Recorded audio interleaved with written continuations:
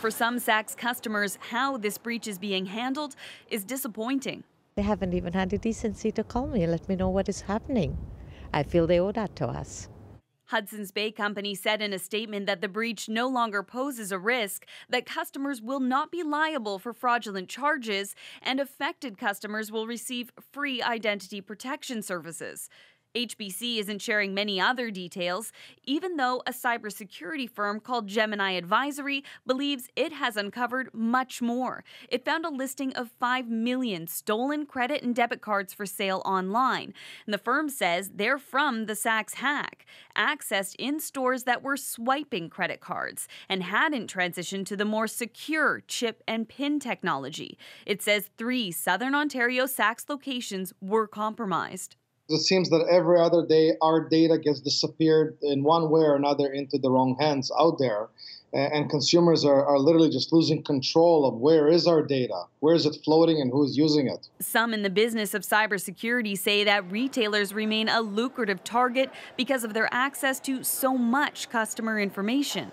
I think retailers are trying to make their environment secure, and of course they don't want the bad reputation and the publicity and so on. Unfortunately, I don't feel they're doing enough. One possible but potentially pricey solution: encrypt all customer data, so it's harder for hackers to access and exploit.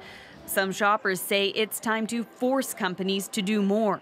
Less government is more, but in this situation I want more government and regulation to help protect my information.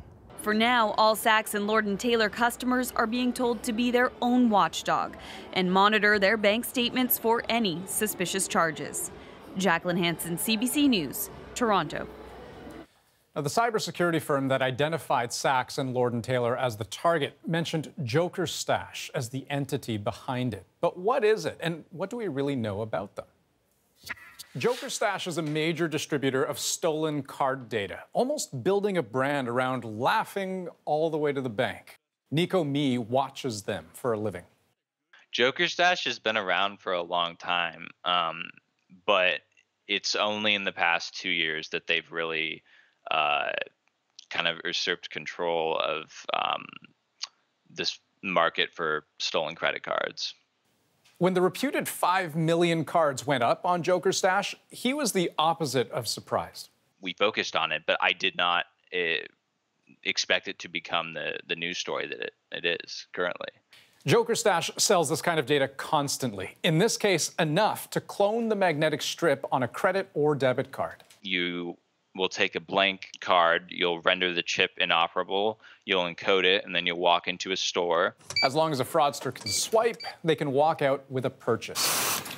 Chip cards are far more secure. Problem is, inserting those cards is often optional. So chip cards have slowed but not stopped the epidemic of credit card fraud, a global industry worth more than $20 billion. Now, Joker Stash probably didn't steal this data. They're functioning as a wholesaler. The real culprits are persistent, savvy, and far less likely to advertise.